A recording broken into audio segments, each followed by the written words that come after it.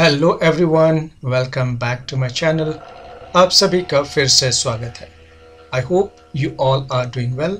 उम्मीद करता हूँ कि आप फिट, फाइन एंड हेल्दी होंगे।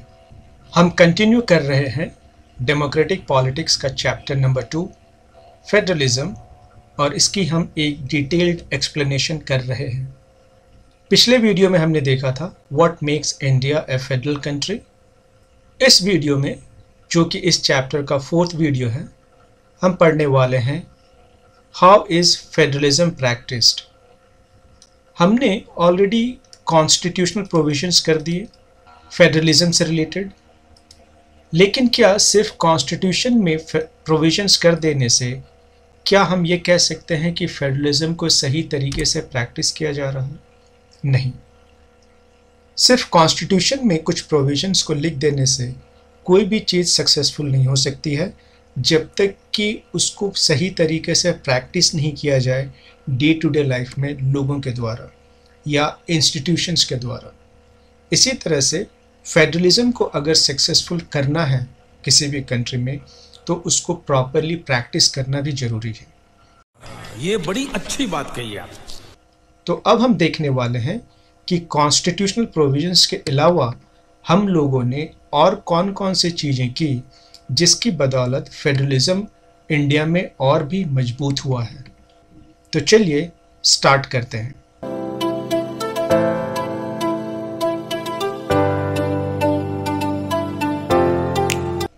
Constitutional provisions are necessary for the success of federalism, but these are not sufficient. हाँ, ये ज़रूरी है कि अगर फेडरलिज्म को सक्सेसफुल करना है तो हमें कॉन्स्टिट्यूशनल प्रोविजंस की ज़रूरत पड़ेगी, लेकिन सिर्फ कॉन्स्टिट्यूशनल प्रोविजन होने से ज़रूरी नहीं है कि फेडरलिज्म सक्सेसफुल हो जाएगा। तू समझा? हाँ। नहीं, तू समझा नहीं। तो हमें चाहिए कि हम इसके अलावा भी कुछ और चीज़ें करें जो कि हमारे फेडरलिज्म को और मजबूती प्रदान करेगी। If the federal experiment has succeeded in India, it is not merely because of the clearly laid out constitutional provisions. तो बहुत important sentence है यहाँ पर। यह कह रहा है कि अगर आज के दिन इंडिया में फेडरलिज्म सक्सेसफुल हुआ है तो वो सिर्फ इसलिए नहीं हुआ क्योंकि हमने कॉन्स्टिट्यूशन में प्रोविजंस किए हैं। The real success of federalism in India can be attributed to the nature of democratic politics in our country. तो इसका एक बहुत बड़ा क्रेडिट किसको जाता है? The democratic politics in our country. समझ रहे हो? समझ रहे हो आप? समझ रहे हो ना? जिस तरह से हमने अपने डेमोक्रेटिक पॉलिटिक्स को चलाया इस देश में, उसकी वजह से फेडरलिज्म सही मायने में सक्सेसफुल हुआ है। This ensured that the spirit of federalism, respect for diversity, and the desire to live together become shared ideals in our country. तो इससे क्या हुआ है कि जो डेमोक्रेटिक पॉलिटिक्स है हमारी कंट्री में, वो स्पिरिट ऑफ फेडरलिज्म को रिस्पेक्ट करता है, वो डाइवर्सिटी को रिस्पेक्ट करता है, और साथ ही साथ वो इस तरह का माहौल क्रिएट करता है कि हम सब लोग मिलजुल कर एक साथ रह सकें। It means it accommodate diversity. ये जितनी भी डाइवर्सिटीज़ हैं उसको समझता है और उसके लिए सही तरीके के कानून बनाता है और उसको उस तरह के फ्रीडम भी देता है ताकि सभी लोग मिलजुल कर रह सकें। Let us look at some of the major ways in which this happened. तो चलिए देखने की कोशिश करते हैं कि अगर फेडरलिज्म इंडिया में सक्सेसफुल हुआ है तो हमने किस किस तरह के पॉलिसीज़ बनाए हैं अपने कंट्री में, apart from the constitutional provisions that we have made. तो उसमें फर्स्ट नंबर में क्या आता है? लिंग्विस्टिक स्टेट्स, यानी कि language based states. The creation of linguistic states was the first and a major test of democratic politics in our country. If you look at the political map of India when it began its journey as a democracy in 1947 and that of 2019, you will be surprised by the extent of the changes. तो अगर हम लोग 1947 का political map of India देखेंगे और 2019 का political map of India को देखेंगे तो हम सरप्राइज्ड हो जाएंगे, हम आश्चर्यचकित हो जाएंगे कि कितने ज़्यादा चेंजेस हुए हैं इंडिया के पॉलिटिकल बाउंड्रीज में। Many old states have vanished and many new states have been created।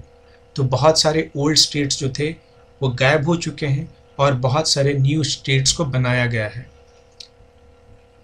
Areas, boundaries and names of the states have been changed। तो स्टेट्स के एरियाज चेंज हुए हैं, उनके बाउंड्रीज चेंज हुए, उनके नाम चेंज हुए। तो इसको हम किस तरह से समझेंगे? हमने देखा था कि there is a route which is called as holding together federation.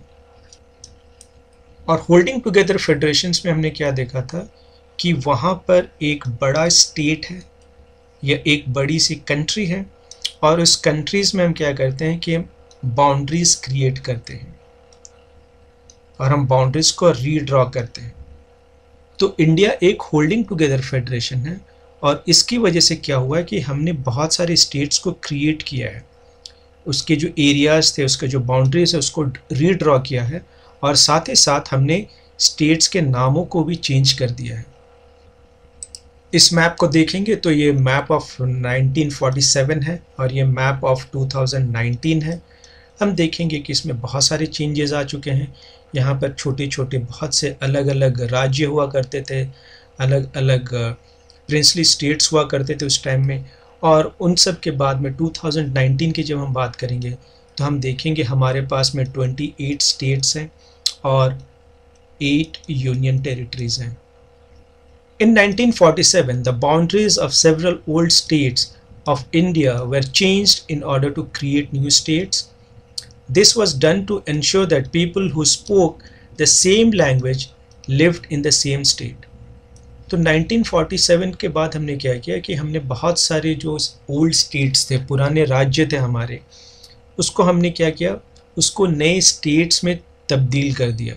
और वो इसलिए किया ताकि जो एक तरह के लैंग्वेज बोलने वाले लोग हैं वो एक राज्य में रहे। Some states were created not on the basis of language but to recognize differences based on culture, ethnicity and geography। और बहुत सारे स्टेट्स इस तरह के भी बनाए गए जिसका बेसिस था कल्चर, एथनिसिटी और geography. These include states like Nagaland, Uttarakhand and Jharkhand. तो जब हम इन सब चीज़ों की बात करते हैं तो हम बेसिकली बात करते हैं कि हम रीजनल डाइवर्सिटी को एकोमोडेट कर रहे हैं।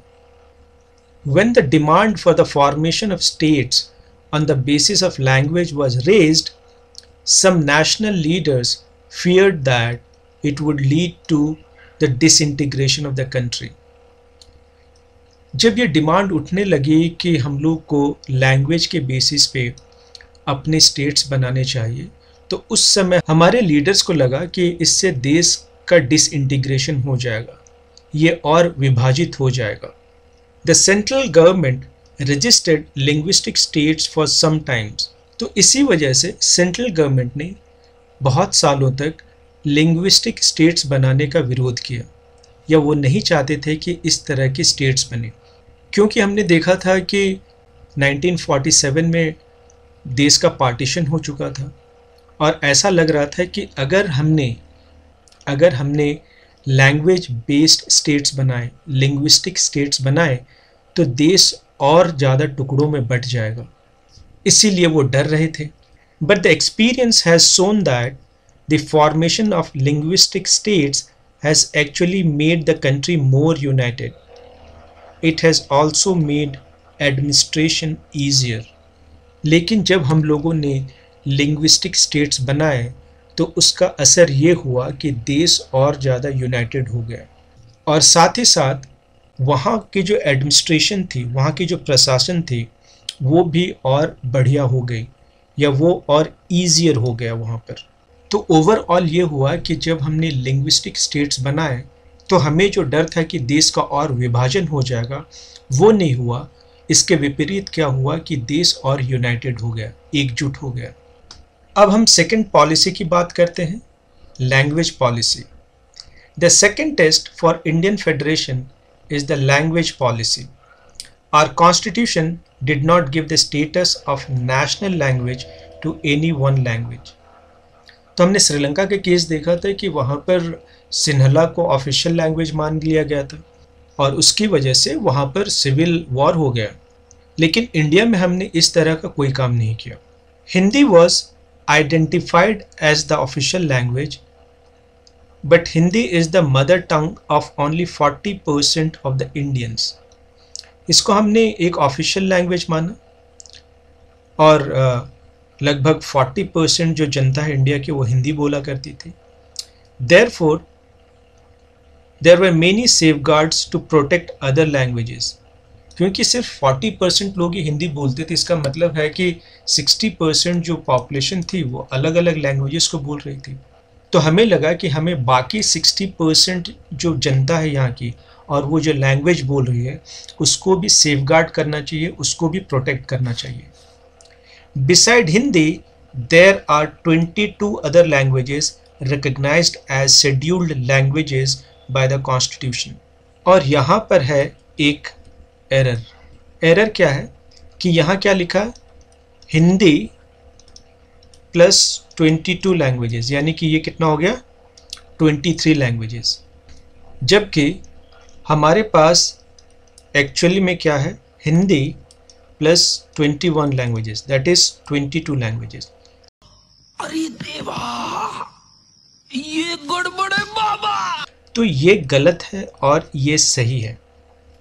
अब ये किस तरह से सही है, चलिए इसको हम लोग प्रूफ करते हैं एनसीईआरटी की बुक से ही. बुक में ही एरर है और बुक से ही हम इसको करेक्ट भी करेंगे. अगर आप अपने बुक के इस टेबल को देखोगे तो यहाँ पर दिया गया है लिंग्विस्टिक डाइवर्सिटी ऑफ इंडिया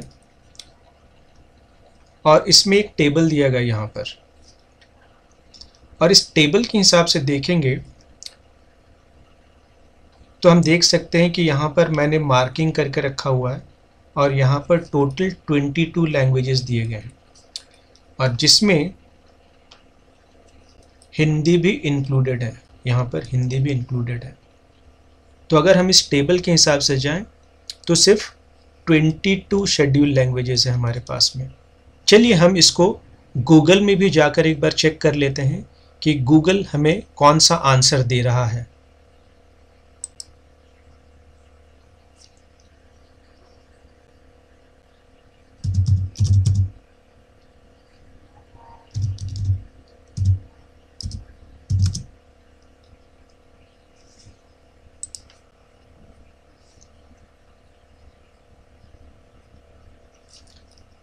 तो ये क्या बता रहे हैं यहाँ पर, there are 22 scheduled languages in India.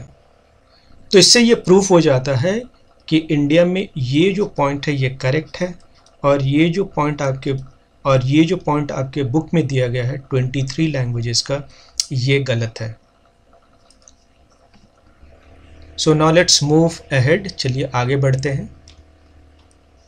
A candidate in an examination conducted for the central government positions may opt to take the examination in any of these languages.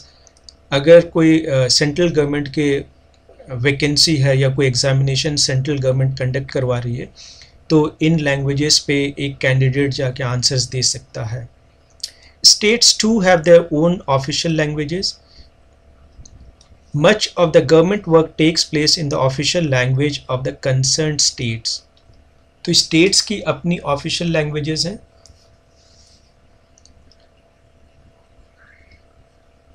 तो states की अपनी ऑफिशियल लैंग्वेजेस हैं और वहाँ पर जो सरकारी काम होती है वो वहाँ के लोकल लैंग्वेजेस में ही होती है.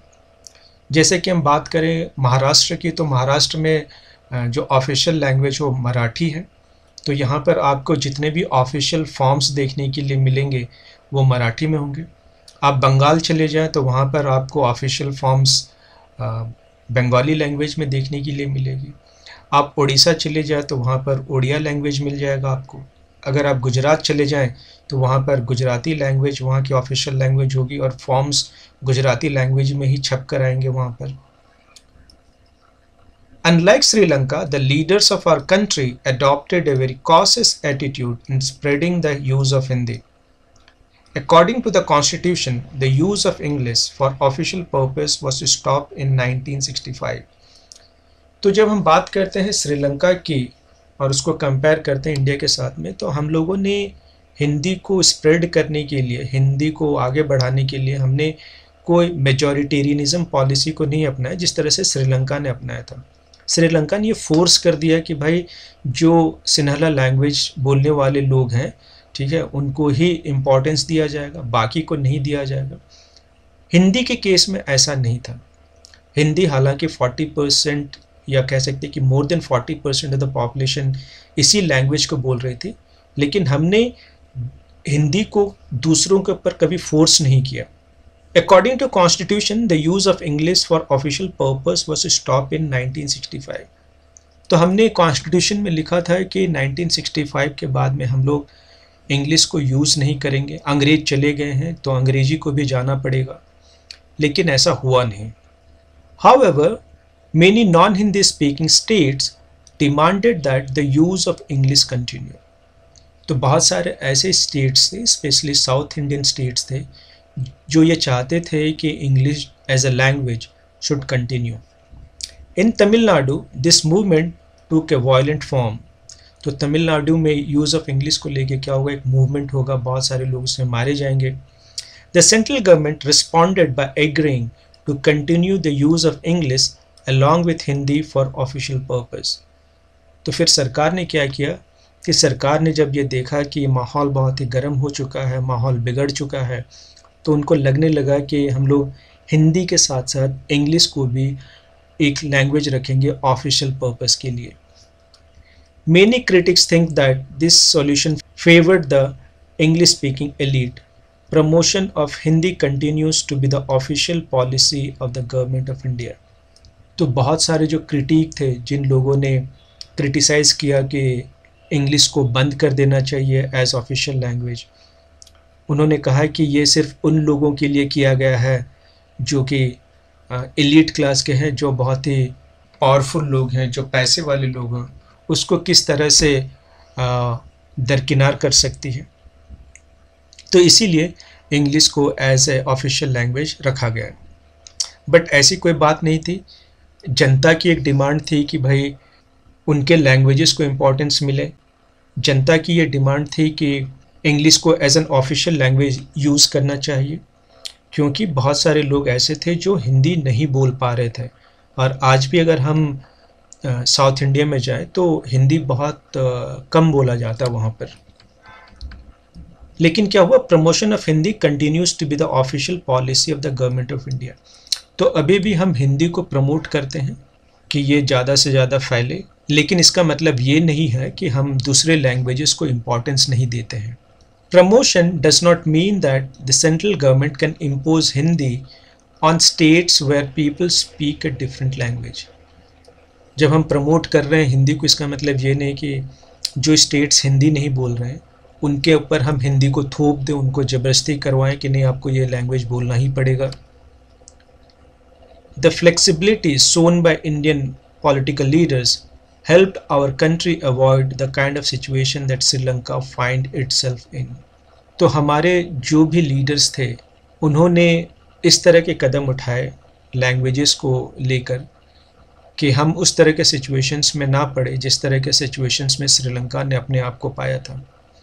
तो हम कह सकते हैं कि हमारे जो लीडर्स थे वो विजनरी थे, काफ़ी दूरदर्शी थे वो, और वो जानते थे कि अगर लैंग्वेजेस को इम्पोर्टेंस नहीं दिया जाएगा तो इसका अंजाम बुरा हो सकता है।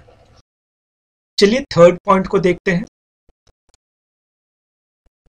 Centre state relations. तो जब हम सेंटर स्टेट रिलेशंस की बात करते हैं तो हम सेंट्रल गवर्नमेंट और स्टेट गवर्नमेंट के रिलेशनशिप की बात करते हैं कि क्या सेंट्रल गवर्नमेंट स्टेट गवर्नमेंट्स को फ्रीडम देती है काम करने के लिए उन सब्जेक्ट्स पे जिस पे उसे काम करना चाहिए, या सेंटर अपनी दादागिरी दिखाती है कि वो स्टेट गवर्नमेंट को सही तरीके से काम करने नहीं देगी।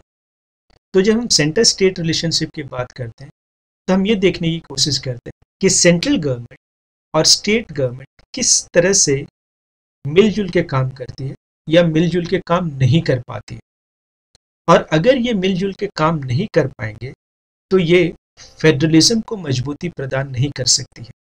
लेकिन अगर ये लोग मिलजुल के काम करें, central government and state government, तो फेडरलिज्म और मजबूत होगा। Restructuring the center-state relations is one more way in which federalism has been strengthened in India. तो हमने सेंटर स्टेट रिलेशनशिप को क्या किया, थोड़ा सा रिस्ट्रक्चर किया और इसकी वजह से फेडरलिज्म जो थी वो और मजबूत हुई है इंडिया में।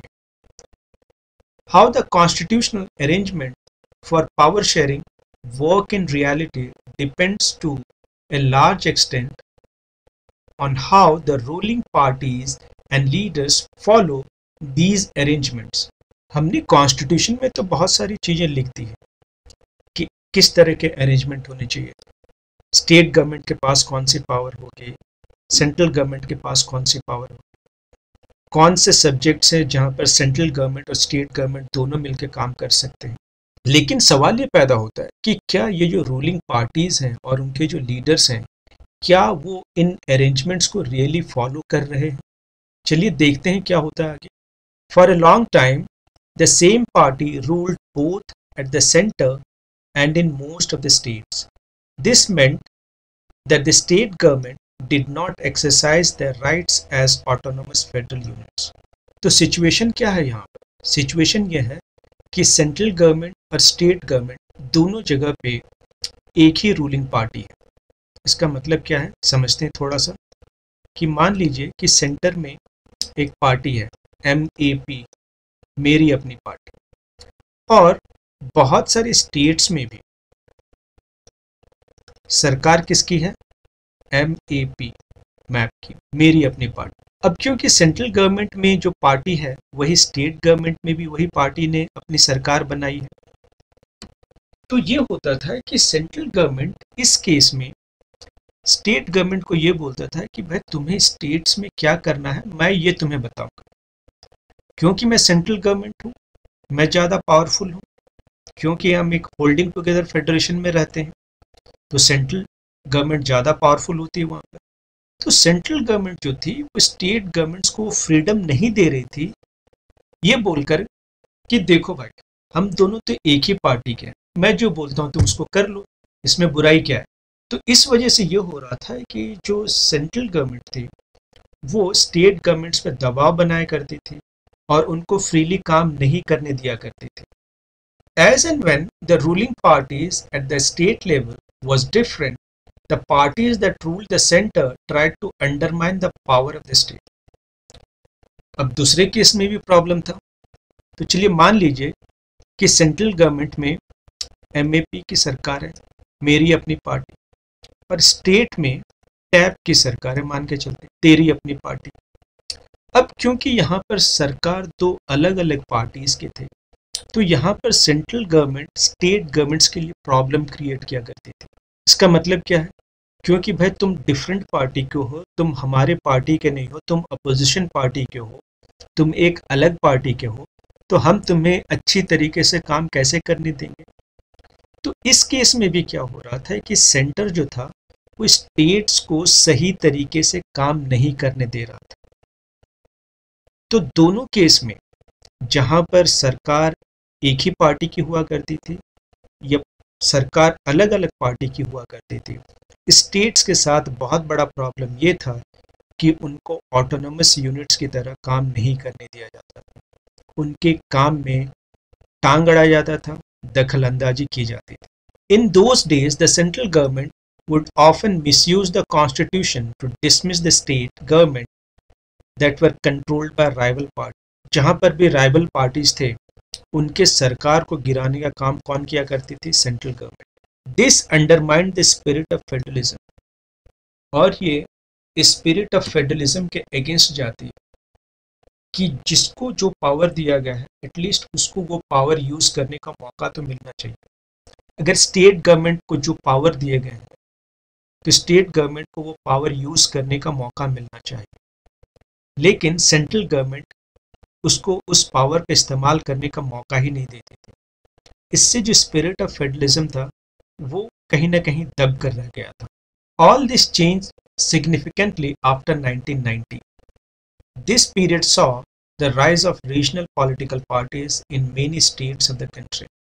1990 के बाद क्या होगा कि एक बहुत बड़ा बदलाव आएगा इंडियन पॉलिटिक्स में, और ये जो रीजनल पार्टीज रहेंगे ये एक बहुत बड़ी ताकत बनकर उभरेंगे बहुत सारे स्टेट्स में, और ये पूरे पॉलिटिकल लैंडस्केप को बदल देगी India. This was also the beginning of the era of coalition government at the centre.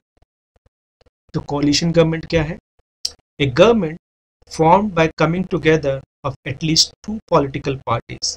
Usually, partners in a coalition form a political alliance and adopt a common program. तो coalition government क्या है या मिली जुली सरकार क्या है? When two or more political parties come together to form government, it is called as a coalition government. और ये जो different political parties एक साथ आती है वो क्या करती है कि एक कॉमन मिनिमम प्रोग्राम बनाती है कि भाई हम सब मिलजुल कर इस प्रोग्राम को आगे लेकर जाएंगे, क्योंकि अलग अलग पार्टीज होते हैं तो उनके अलग अलग मैनिफेस्टोज होते हैं, उनके अलग अलग प्रोग्राम्स होते हैं कि वो करना चाहते हैं, या उनकी अलग अलग पॉलिसीज होती हैं।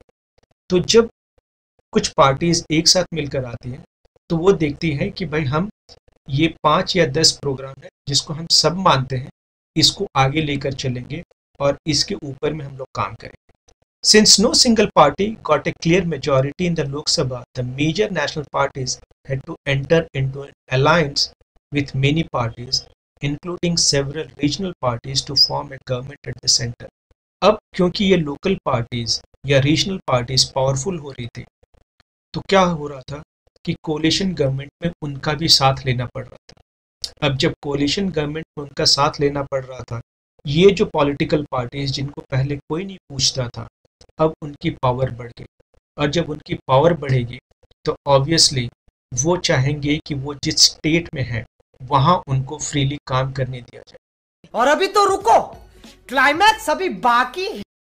This led to a new culture of power sharing and respect for the autonomy of state government. तो इससे क्या होगा कि स्टेट गवर्नमेंट की जो ऑटोनॉमी थी, जो फ्रीडम थी, वो ज़्यादा हो जाएगी, और सेंट्रल गवर्नमेंट को ये अब ये लगेगा कि अगर मैं इन पे दबाव डालता हूँ, इनको काम नहीं करने देता हूँ, तो ये हमें छोड़कर चले जाएंगे और हमारी सरकार गिर जाएगी। इसलिए उन लोगों ने स्टेट गवर्नमेंट्स को ज़्यादा ऑटोनॉमी दी, उनको फ्रीडम दिया, वो जिस हिसाब से चाहे अपने राज्य को चला सके। This trend was supported by a major judgment of the Supreme Court that made it difficult for the central government to dismiss state government in an arbitrary manner. और इसके बाद क्या हुआ कि सुप्रीम कोर्ट का एक जजमेंट आया, ठीक है, ये 1994 की बात बता रहे हैं हम लोग, ठीक है, SR Bombay versus union of India case की बात कर रहे हैं हम लोग यहाँ पर। और उसके बाद ये होगा कि स्टेट गवर्नमेंट्स को डिसमिस करना बड़ा मुश्किल हो जाएगा, वहाँ पर प्रेसिडेंट रूल लगाना मुश्किल हो जाएगा, वहाँ पर उस सरकार को गिराना मुश्किल हो जाएगा। तो इसकी वजह से ये हुआ कि पहले जितनी आसानी से सेंट्रल गवर्नमेंट स्टेट गवर्नमेंट को गिरा दिया करती थी या उसको ख़त्म कर दिया करती थी या वहाँ पर प्रेसिडेंट रूल लगा दिया करती थी, 1994 के जजमेंट के बाद में ये करना सेंट्रल गवर्नमेंट के लिए बहुत मुश्किल हो गया। This federal power sharing is more effective today than it was in the early years after the constitution came into force. तो आज की डेट पे अगर हम लोग देखेंगे तो पावर शेयरिंग बहुत ज़्यादा इफेक्टिव है बजाय उन दिनों के जब कॉन्स्टिट्यूशन जस्ट बन कर आया था। स्पेशली आफ्टर 1994 हम देखेंगे कि जो फेडरल पावर शेयरिंग है वो बहुत ज़्यादा इफेक्टिव हुआ है और इसने फेडरलिज्म को बहुत ज़्यादा स्ट्रेंथन किया है या बहुत ज़्यादा मजबूती प्रदान की है। यहाँ पर एक कार्टून दिया गया है और ये कार्टून बेसिकली क्या दिखा रहा है, the states plead for more power. और यहाँ पर पावर ऑफ द स्टेट, ये एक हांडी रखी गई, यहाँ पर कटोरा लेके ये डिफरेंट स्टेट्स क्या है आ रहे हैं यहाँ पर सेंट्रल गवर्नमेंट के पास।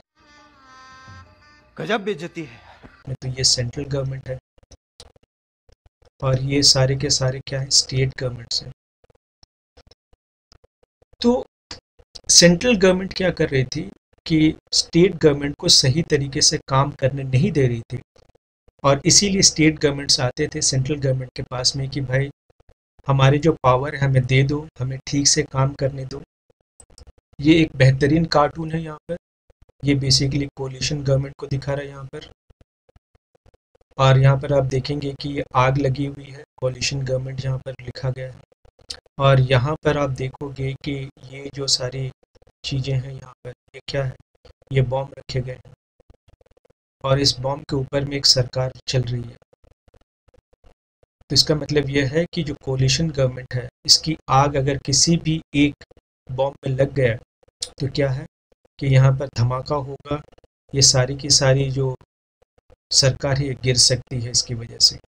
तो कोलिशन गवर्नमेंट जब आई तो इन लोगों का सपोर्ट लेना नेसेसरी हो गया था। ये जो लोग हैं यहाँ पर सपोर्ट करने के लिए, रीजनल पार्टीज जो थे यहाँ पर, इसीलिए रीजनल पार्टीज को इम्पोर्टेंस मिला कि अगर हम यहाँ से फट गए, यानी कि अगर हमारे साथ कुछ हुआ तो ये सरकार गिर जाएगी यहाँ से। और इसी के बाद हम देखेंगे कि यहाँ पर जो स्टेट गवर्नमेंट्स थी उनको पावर दिया गया, उनको पावर तो नहीं दिया गया, उनको इंडिपेंडेंस दी गई ताकि वो सही तरीके से काम कर सके, और जो सेंट्रल गवर्नमेंट है उनके काम में ज़्यादा हस्तक्षेप ना करे, इंटरफेयर ना करे। सो इस वीडियो में बस इतना ही। In the next video we are going to learn about decentralisation in India. Next video में हम डिसेंट्रलाइजेशन इन इंडिया पढ़ने वाले हैं। अगर आपको ये वीडियो अच्छा लगा है तो इसे लाइक करें और इस चैनल को सब्सक्राइब करें। Thank you very much for watching this video. मिलते हैं नेक्स्ट वीडियो में, तब तक के लिए take care and keep learning. Bye bye.